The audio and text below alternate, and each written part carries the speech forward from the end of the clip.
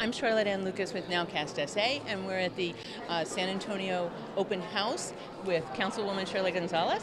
And tell me about what's going on here tonight and what you just did your budget priorities too, right?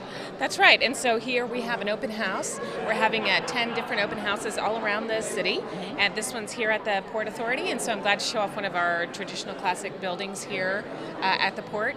And so what we're asking is for people to give input. It's a different format than what we've used at other times in the beginning of the budgeting process when we gave presentations and then ask people to give feedback. This one will allow people to get more information on the specific topic. So it's a different kind of format, and we'll see how the people respond, and I'm looking forward to getting all the feedback from them. Well, and one of the things that I'm noticing is that people can walk directly up to directors of various departments and ask them questions. That's right, and they're the experts. Mm-hmm. So it gives people an opportunity to ask very detailed questions about how their tax dollars are being spent. And at the same time, a person can spend as much time as they want to on a particular topic versus other ways that we do it that maybe you get 1 or 2 minutes on a topic and you have to move on to the next one. So this is a little bit way for people to get more in-depth information. And for the folks who couldn't make it here tonight, we also have a very active online social media going on where people ask questions and we're answering them and getting those answers for them from various budget department heads over this week and next week. So. Yes, that's right, and so no excuses. No excuses. No excuses for not getting involved, not giving your feedback.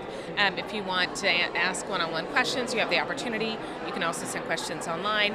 You can give information online, and just get involved with the process. It's your money, so you might as well know how it's getting spent. Well, and I guess the other thing that to remember, I've seen this is the third year that we've done streaming of the community budget hearings, and things have actually been moved to change over the last couple of weeks too. I mean, it's not etched in stone right now, right? That's right. There's still some potential to move some things around. Some of the priorities that we're hearing from our council members is public safety is always the number one priority. I know it's one of the priorities I have for my district. Right now I'm focusing on sidewalks because it's part of my Vision Zero plan. It's Vision Zero is a plan to eliminate fatalities, traffic-related fatalities all over the city. And so sidewalks is just one of the many ways that we do that, and we know in District 5 we have a great need to improve our sidewalks and improve the walkability of the community, so that's my priority for this budget session. Well, and it's not just your priority. What we found very interesting was that not only is as they speak up saying, give me, let us know what you think, but they calculated and counted and tallied what people thought during the entire month of June, and overwhelmingly people said public safety. And when they said public safety, they were talking about sidewalks, streets, and drainage, and keeping children safe on their way to school, and keeping people who are not children safe, older people safe, so that they can walk safely around their neighborhood too. So I mean, that's an overwhelming sentiment. As a result of that sentiment, the budget changed, didn't it? That's right, and we got more money directed towards street and drainage projects, an additional $25 million, and then an additional $15 million or additional $10 million for a total of $15 million dedicated just to sidewalks. So I think that shows that we listen and we want to make those changes that the people find important. Thank you so much, and thank you for telling people that their voice will be heard, right? Yes, thank you very much. And this is a great forum and a great venue to do it with this Nowcast. Gives people the chance to view it on any time, and I myself have taken advantage of this program while I was having my baby. Just after giving birth, I was watching the budget sessions on Nowcast, and I'm so grateful for the service that you provide and giving people an opportunity to go back at their leisure and see what the city's doing. Thank you so very much. Appreciate it. Okay. I'm standing here with City Council District 4 Councilman Ray Saldana. Right? And we're at this open house, and there are constituents running around. Tell me what the process is and what's important about it to you. Sure. So every year we try to come up with as creative a process as we can to outreach to our community to really hear their voice. We would be, without community members telling us and directing us with regard to where their priorities are, where their issues are, we're just a bunch of chickens without heads with 37 different departments. But we know that people care about things like the conditions of their streets, the safety of their community, the cleanliness of their parks, the efficiency of their libraries. And so those are the things that come to mind when I think about priorities, but those could be completely different from community members. So what we're trying to do here is come up with a creative way to provide a space for our community members to make it out here, have one-on-one discussion and really kind of check the box for us to understand that we hear their priority as we go into voting for the budget in September. Well, now, one of the things that is important to me is to let people know that even at this stage in the process, we've been through the May budget hearings, we've been through all sorts of different hearings, that it's still not over. Right? So yeah, we are still weeks away from finally signing off and voting on the budget. So the preceding weeks, which is the time we're in now, we're trying to do as much as we can to review each department specifically at the city council level. And you'll often find that during those discussions at the council meeting, a council member will say something to the effect, well, I've got a young woman on Ozalid who has an issue with stray animals or code compliance, and those types of anecdotes really fill what becomes the final policy decision and ultimately the budget that we pass in September. And we saw even earlier this summer in June when so many people said number one priority is sidewalks, streets, and drainage. Yeah, not surprising when people think about what a city does for them, how I should even care at all that there is a city council and mayor. It's for things like protecting their streets and keeping their streets drivable. So in many cases, you'll hear from residents who say, I haven't had repair or upkeep in the last 20, 30, 40 years, or I have never had sidewalks in my community. And so infrastructure is a huge player in what our budget ultimately comes down to. It's in the 64 million range. We've added $21 million more as a result of that conversation that happened in June, that people were really clamoring for more infrastructure, more core services like streets and drainage and sidewalks. And it is actually a public health issue as well, sidewalks. Sure, right? Absolutely. If you ask people, have you seen people running or walking in your neighborhood? Some folks will say no, because there's no sidewalks that exist, or there's unsafe walking or biking routes. And we think that if you build them, they will come. And so if there's no sidewalks there, what you'll see is that it'll create a nexus of movability and mobility for some of our seniors, for some of our stay-at-home families, or even children who are walking to and from school. So you'll see that one of the initiatives is safe routes to school. So that's a movability, that's a safety issue, that's a quality of life issue for us. Mm-hmm. Absolutely. So you're encouraging people to continue to speak up, and whether that's online, whether that's on the city's input box, or whether it's in another one of the hearings later this week. Absolutely, and the louder the better, the angrier the better, the more persistent the better. We often find sometimes that in local government, sometimes voices get lost because maybe nobody raises their hand and somebody else is making decisions about where the dollar or the money should go. If you're not speaking up, sometimes that dollar will go to another part of the city or to another project that may not have been your priority. So it's the chance to speak up, as we've been trying to get people to do, because sometimes you lose out on the real need in a community because that community just hasn't voiced their concern. So now, whether it's on Facebook, it's on Twitter, it's picking up their phone call and calling your council member or attending one of these meetings. Don't let this year pass without having your voice heard, because we want to fix that pothole. You just have to tell us where it is. Thank you so much. I really appreciate it. Absolutely. Anything else you have?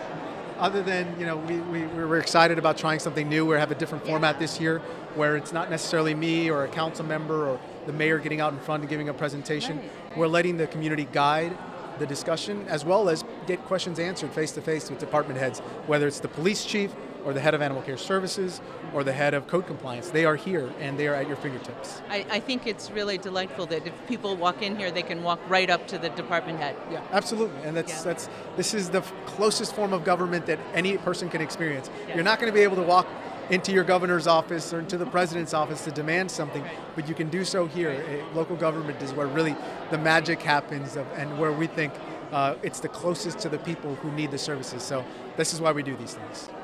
Fabulous. Thank you so much. Thank you. Okay.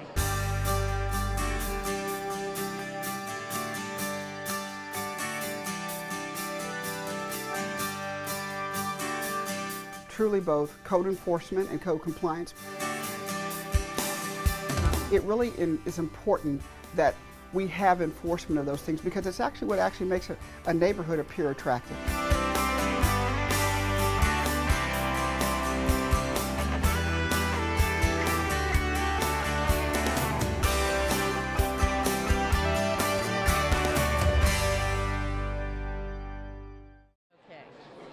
Okay, and I'm here with the head of San Antonio Code Compliance, right? Yes. Tell me. Yeah, I'm Mike Shannon, Assistant Director with Development Services, and I oversee code enforcement for the city. Okay, well that's a pretty big deal for most of us folks out there who think of code compliance as kind of standing between us and a little bit of chaos in our community, right? Correct. Yeah, the main focus of code enforcement is really to help protect the health, safety, and welfare of our neighborhoods. We do have code officers all throughout the city, check-in properties and buildings to make sure they're maintained properly and safe. And if there's any violations out there, we really want to get quick compliance, and that's our main focus each and every day. And tell me what's new in terms of code compliance in the city's budget this year. Well, this year we're maintaining our budget of approximately $14 million. We have over 110 code officers out in the field. We're adding some additional monies to help the limited purpose annexation in the city south area. And we really want to maintain our goals of being more proactive, getting quicker compliance, and really getting out to those calls when people call in and report violations faster. So we really want to get out there in the 1 or 2 days quickly to address those violations. And people can track some of that on there's an interactive map on the city page, right? So people can actually try to keep track of that. Yes, correct. So certainly on our website, the sanantonio.gov website, the 311 portion of the page has a lot of those violations. You can look them up. You can get the status, whether they're still open or closed. And then certainly there's numbers for you to call code officers or the supervisors if you really want the detailed information on a particular case. Because sometimes it takes a while to get those properties cleaned up or those buildings fixed.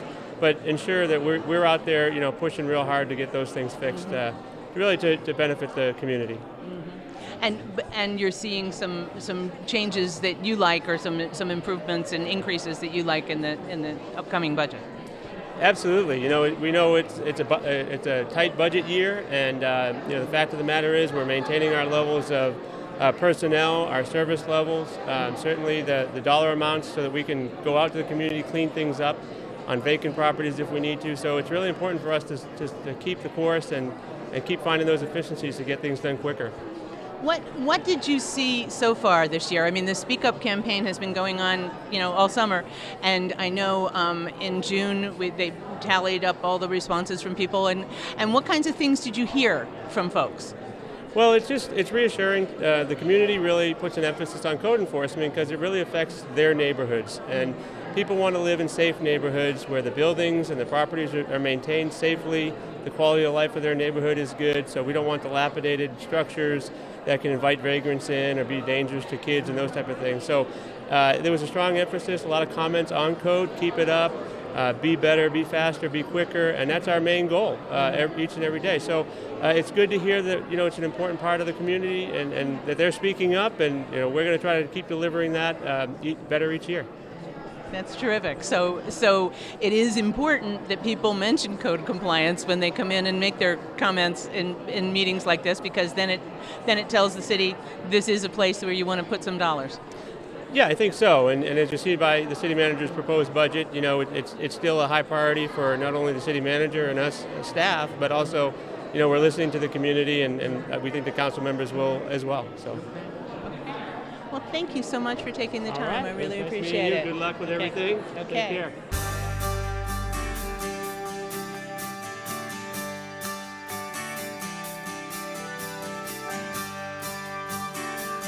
We provide service to the city of San Antonio for picking up stray and loose animals on the city streets. I love to see the change in the city. People are taking advantage of the services that we're providing, because we do have like Monday vaccines, and they're doing a lot of those type of things, and it's free for the citizens. So we're getting a lot of that type of stuff, and that's what I like to see. I like to see people at least being involved with their animals and being able to take advantage of what the city has to offer. If you love this service or another city service, please let us know. We'd love to hear your voice. This is your chance, San Antonio. Speak up.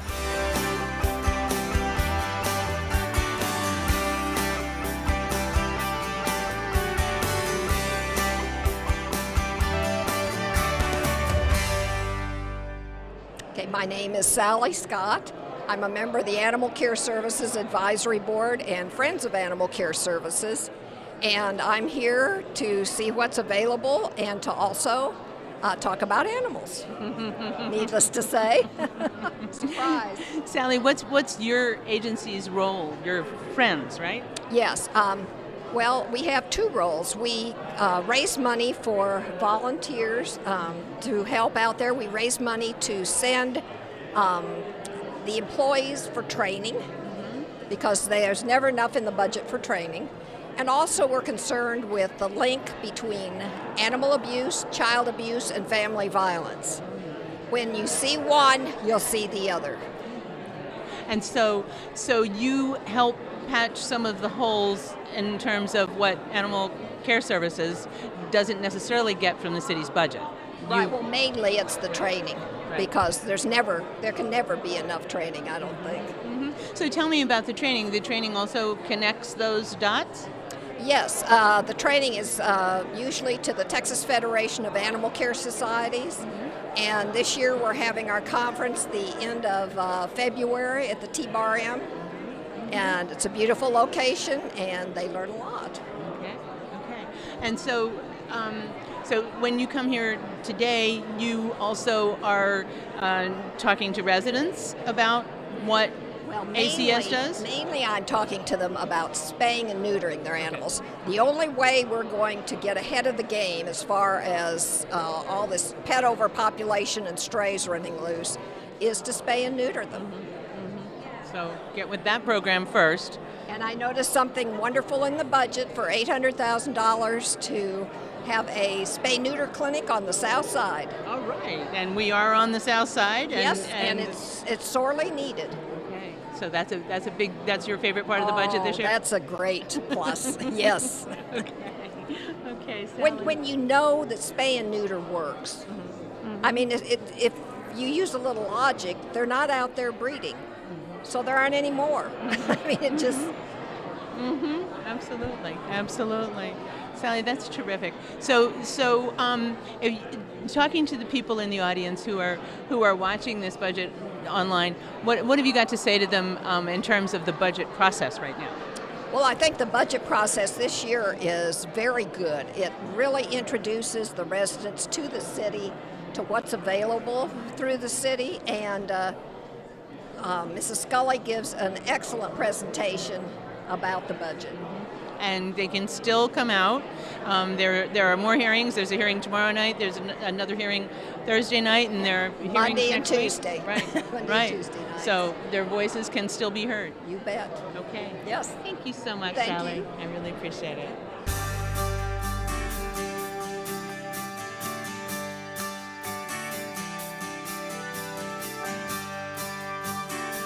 We provide services to the seniors of the San Antonio community. There's the comprehensive senior centers, and this one in particular is the Doris Griffin Senior Center. We're providing nutrition, health, wellness, exercise, lifelong learning opportunities for the members of our community. I enjoy hearing the stories of the members who come here every day. They're telling us about Tai Chi class that they're now taking and what a difference in their life it makes, and that is very important. If you love this service or another city service, please let us know. We'd love to hear your voice. This is your chance, San Antonio. Speak up.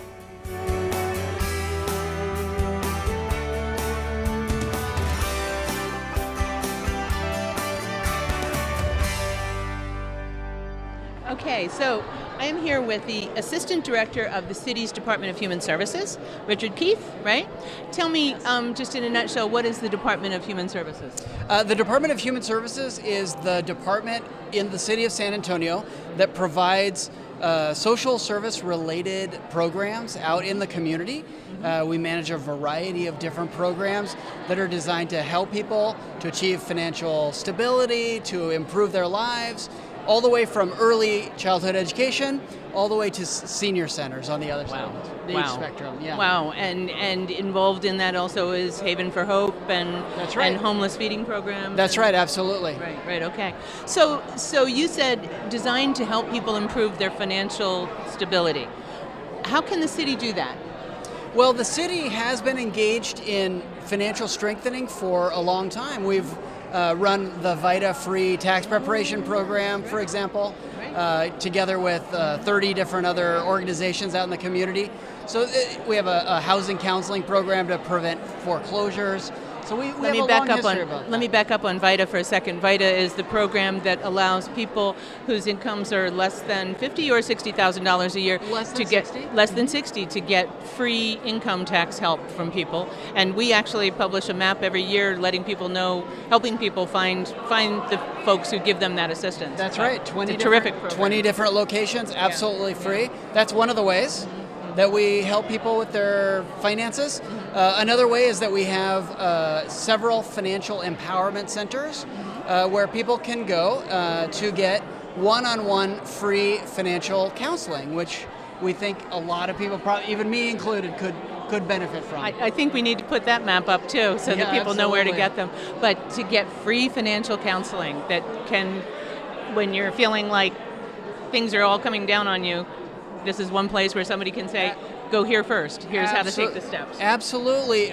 You know, they're trained and certified financial counselors, and they help residents to do a budget, to draw down and understand their credit report, to help improve their credit score, to create a debt management plan, and to identify in their budget where can they save a little bit to get ahead. Wow. Do you have lines out the doors for those programs? They're busy programs, but we also have availability, so we really encourage people to use that service. Okay. It's a great service. It sounds terrific. So let's talk about this upcoming budget. What's in it for Department of Health Human Services? Well, we're very happy to be providing the kind of services that we have. We're very pleased that we have the support of the public and the City Council to do those services. So we're very pleased with the budget as it is. There's certain efficiencies that we've proposed and improvements, and we're looking forward to a great year. Wow, that's terrific.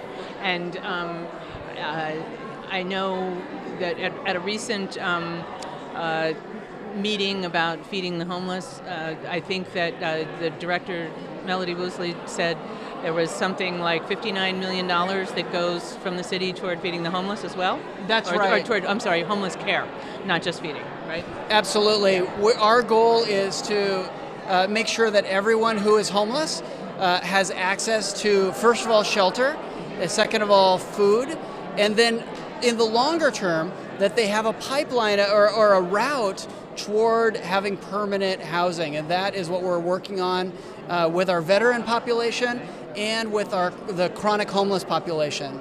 Right. That's right. Which is also a big quality of life potential for those people.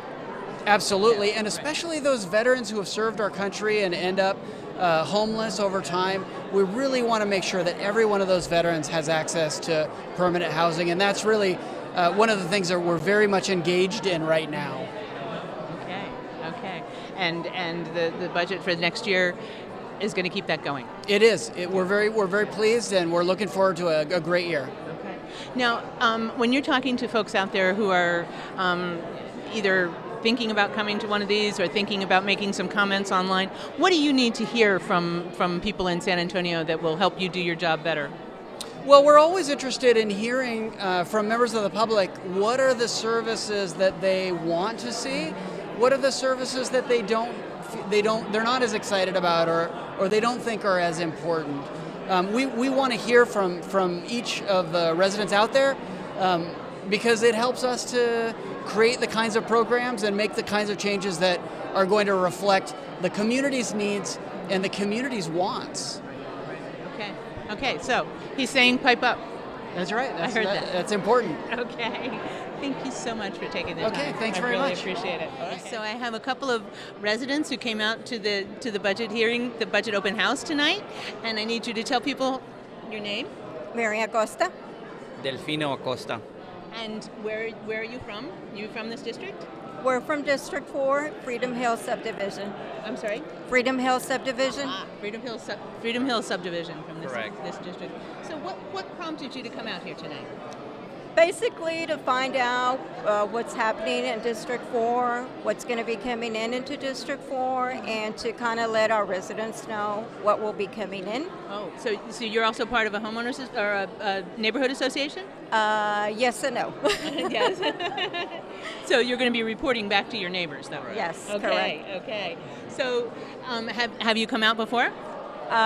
Since we've been out here in District 4 since 2007, and we've been coming out to the budget meetings for about since 2008.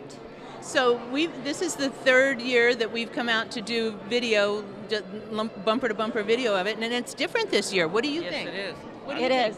I love it. It's great. I think this is better because you can direct your issues to a particular area instead of before you had to wait there and answer questions or wait your turn, and sometimes some people took up too much time. So, yeah, that didn't work. So that's something that I think is still remarkable. You could go up and talk directly with the department head. So who did you want to talk to? Well, we talked to the chief, and he was very helpful in what answering our questions and stuff. So, and he's got some pretty good ideas that I think will be very helpful for all the citizens.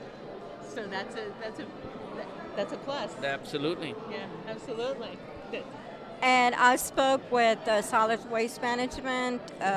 We were in a committee for District 4, and we're the ones that kind of organized the trash pickup, recycle, and all that. And to me, I kind of felt we needed this like a long time ago. Well, there is a new recycling push coming in because not enough people in San Antonio are recycling, right? Too many people are sending stuff to the landfills, and as the city pointed out, when they send stuff to the landfills, it costs the city money. But if they send stuff to recycling, then the city can make some money. And they're trying to provide some incentives, right? And it's sure a are. self-sustaining system. It pays for itself if people do it right. So it sounds like you're going to be pretty big advocates for that. Sure are. We agree with that. And it also sounds like you were part of that process. Yeah, we were in a committee that set up the 10-year plan. So far it's pretty much on key. So what have you got to say to other residents out there about the process? And, there's still time for them to come out to one of these hearings, or to these open houses. Well, I think as many people as possible should come to it and find out firsthand what's available, instead of just asking questions at the wrong time. And to me, I feel this, you can give your feedback, you can get your answer right away instead of waiting for whatever question a person has. Terrific. Thank you so much. Thank you. I really appreciate you taking the time.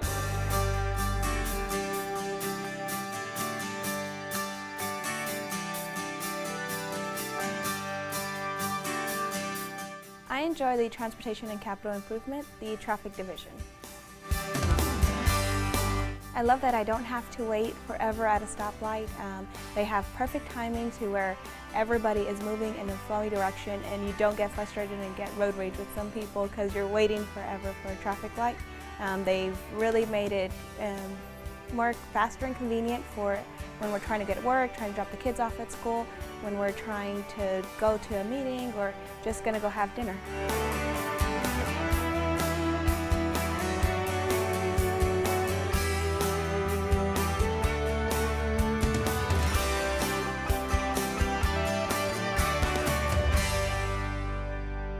So I am here with Debbie Rocca Sitter. Yes. Did I do that right? And you're the assistant director of the department? Transportation and Capital Improvements. Okay. So, and tell me what that means. Well, the Transportation and Capital Improvements Department was created about 1.5 years ago, and it was born out of Public Works Department and Capital Improvements Department. So we're together as one. So we do street maintenance, we do drainage maintenance and mowing and street sweeping, and we also do traffic. So the street lights and the signs are ours. And then we do capital projects. So we build new libraries, new fire stations, and then new streets. Wow. So you're like basically near and dear to everyone's heart, right? So you are potholes. Yeah, we're the streets department, pretty much. Yeah. So what have you heard from folks this year, and how has that made a difference? Well, streets has been a big priority for people, and sidewalks. And so one of the things we've tried is to become more efficient in our operations, because we essentially are a very large department. We're a very big city. And since we do all of those things, we've decided that we would split the city into quadrants. And what we're doing now is we have 4 service centers in our strategic plan that will service each of the quadrants. 2 of them are already built and running, and 2 are underway in this budget to be built. Okay, and so those service centers are the locations where vehicles kind of collaborate, or is it where staff collaborates? Is it where residents can interact? Well, they serve a large purpose in the community, so it's a vehicle maintenance facility first, and then staff have offices there, but they come in, and so the people that drive your garbage trucks, for instance, they come in to that service center. The people who do the mowing come into the service center, and they get the tractors and those kind of things. But also, we have it open to the public for special meetings. So a lot of community meetings happen there, like last night at the tool yard.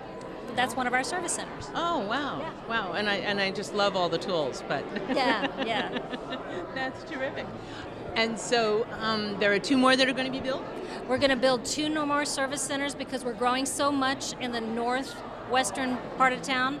We're building one out around Calabria and 1604 area, and that will be the first one coming online. And then we're going to build a 4th and final, hopefully, service center down on the southeast side. We're still looking for some property for that location. So we'll go back to what people talked about in this budget, and certainly in June, number 1 was you guys, right? Number 1 was streets, sidewalks, and drainage by an overwhelming percent.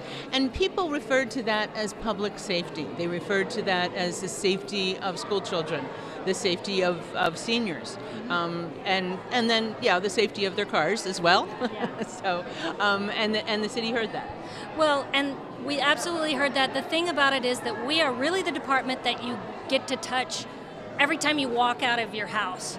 Okay, so you think of public safety, you think of police and fire, but you don't necessarily want them to have to come to your house, because that means that something bad's happening to you. With streets and sidewalks, these are good things. You're getting to where you need to go, you're getting to work, you're getting to your park that you want to walk your dog in, and things like that. So yeah, we're the first department that you come in contact with in the morning. And I remember how good it felt when I got new sidewalks in front of my house. We were all really excited. Yes. I mean, and it makes a big difference about whether my neighborhood is considered walkable.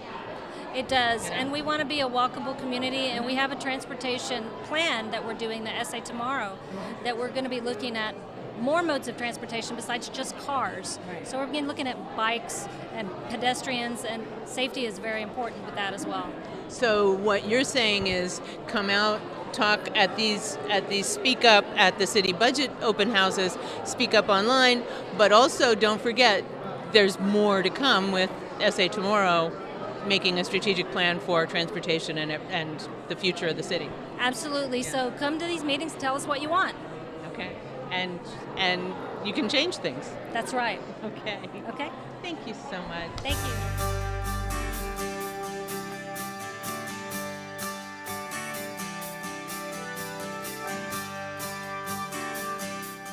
I'm a police officer for the City of San Antonio. I work at the SAFE unit, which is an acronym for San Antonio Fear-Free Environment. I love my job because not only am I a patrol officer, I'm able to go ahead and do a different variety of jobs, ranging from graffiti cleanup, going to career days, McGruff. We also do directed patrol on bicycles. We're the community outreach program for the department. If you love this service or another city service, please let us know. We'd love to hear your voice. This is your chance, San Antonio. Speak up.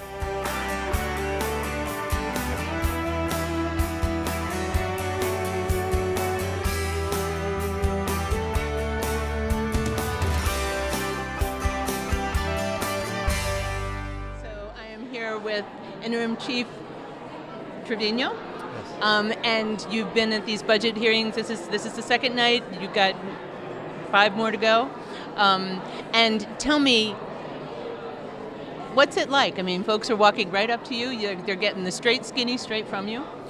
Well, it's always good to be able to talk to the citizens firsthand and get their perspective as far as what they want to see from the police department. And so it's a great way to interact with our constituents, our citizens, and find out what their expectations are of the police department.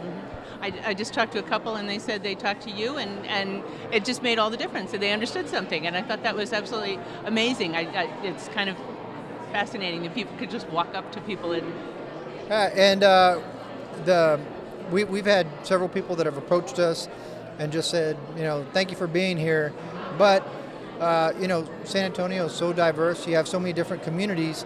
And so you really can't have a cookie cutter approach as far as what we're doing with our programs and police work. And so it's good to hear different perspectives from different neighborhoods and communities, so that way we can know how to better serve our community.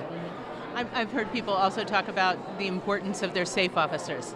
I mean, the safe officers who have been in the neighborhoods are people who some residents know, by first and last name, and are people that they consider part of the fabric of their neighborhood, too.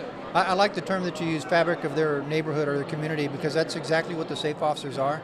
We have 119 safe officers citywide, and their purpose, their mission, their focus is on community engagement, looking at how they can better serve our community. So they're really the conduit between the police department and our community, and so they do a great job. And really they concentrate and focus on individual problems and issues within neighborhoods and help those neighborhoods and communities find solutions to those problems. And also they concentrate on preventing problems, right? Absolutely, and that's a big part of police work in general. We want to make sure that those crimes don't occur. So we want to make sure that we're engaged in the crime prevention process also.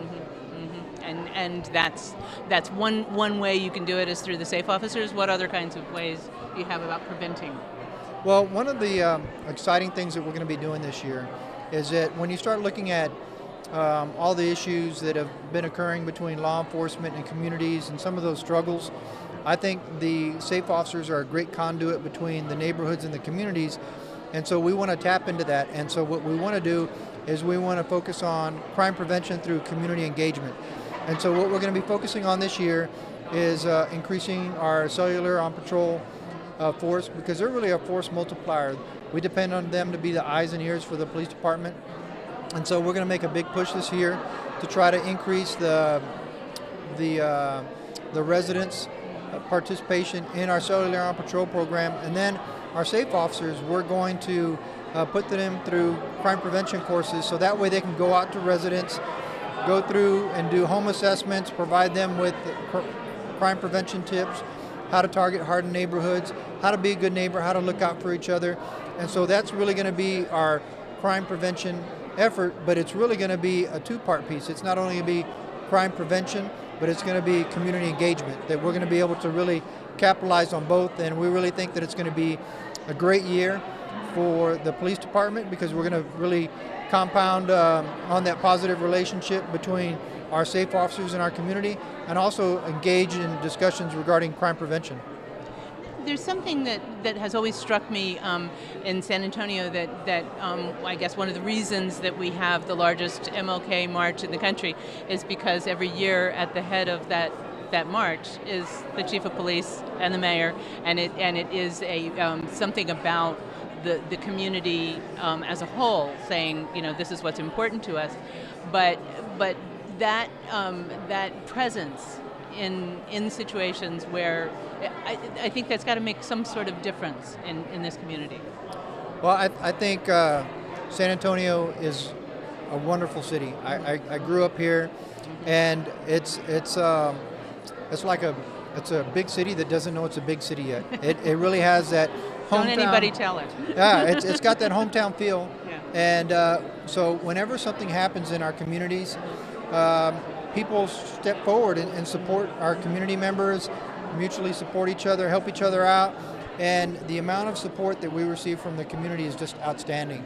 And that relationship between the San Antonio Police Department and our community doesn't exist everywhere. My background, I was in the military for 23 years. And so that enabled me to travel to different cities. And of course, I was in the reserves, so I was still here as a police officer. So I got to see firsthand how their police departments engage in community policing. And I've got to say, I think we've cornered the market on that. I think we do a great job, but I think the important part of that process is making sure that we're instilling our officers the importance of policing and what we're doing and the nobility of policing and how we need to serve our community. And so that's what makes a difference, and that's what makes sure that we have a good, positive relationship with our community.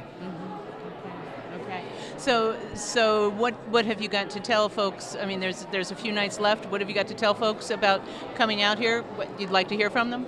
Yeah, we really do encourage folks to come out, and it's a great opportunity to see different city departments and what they're doing to make San Antonio better. So if you want to know about a particular department, come on out and you'll get some great information. Including from yours. Yep, absolutely. Okay. Yeah. Thank you so much. All right. I really appreciate it. Thanks for taking the time.